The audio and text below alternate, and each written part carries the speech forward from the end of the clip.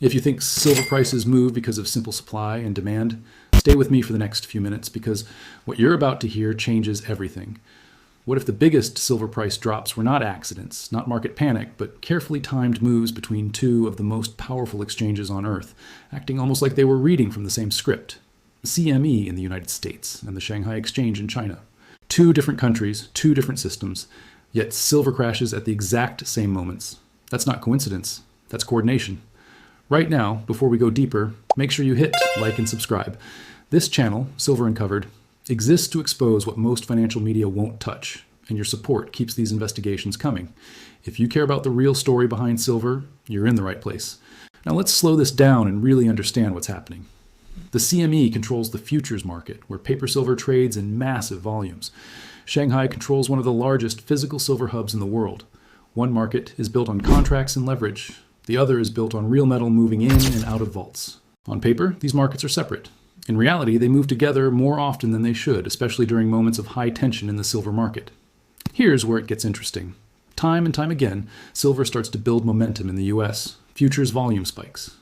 Retail interest grows. Headlines start appearing about shortages, inflation, or geopolitical stress. Just when silver looks ready to break higher, massive sell orders hit the CME during low liquidity hours. Prices drop fast, triggering stop losses. Confidence shakes. And at almost the same time, Shanghai opens with price pressure instead of strength. Ask yourself this. Why would physical heavy markets not take advantage of lower prices by pushing demand higher? Why does price weakness appear synchronized instead of contested? Markets that are supposed to operate independently somehow reinforce the same downward move. This is where most analysts stop asking questions. But Silver Uncovered doesn't stop there. Let's talk mechanics, but in simple terms. Futures markets don't need real silver to move prices. They only need contracts. When enough paper silver is dumped in a short window, price collapses even if physical demand is strong. Shanghai, on the other hand, sets a reference for physical pricing in Asia. When both signals point down, the global price narrative is locked in. Now imagine you're a large institution with exposure on both sides. You know when liquidity is thin. You know when traders are over-leveraged. You know exactly how much pressure it takes to break technical levels. A sharp CME drop creates fear. Shanghai confirms it. Western media reports global weakness. Retail traders panic. Physical buyers hesitate. Mission accomplished. This pattern becomes even clearer when you look at timing. Many of the sharpest silver drops begin during US overnight sessions or early Asian hours. These are moments when retail participation is lowest and price can be moved with less resistance. That's not random behavior. That's strategy. Another thing most people miss is inventory signaling. When Shanghai inventories quietly rise during price drops, it suggests metal is being redirected, not disappearing. Low prices don't mean low demand. They often mean demand is being delayed, controlled, or funneled. This is where the idea of a crush makes sense. Crushing price isn't about destroying silver, it's about managing perception. As long as silver looks weak, it doesn't threaten currencies, bonds, or confidence in financial systems. A runaway silver price sends a message no central bank wants amplified. Think about it.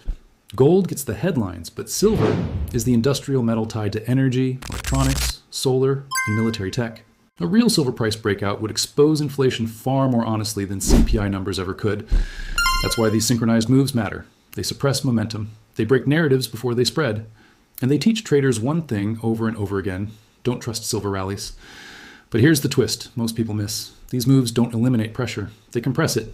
Every artificial drop transfers silver from weak hands to strong hands, from leveraged traders to long-term holders, from paper promises to physical vaults. Over time, the system becomes more fragile, not more stable.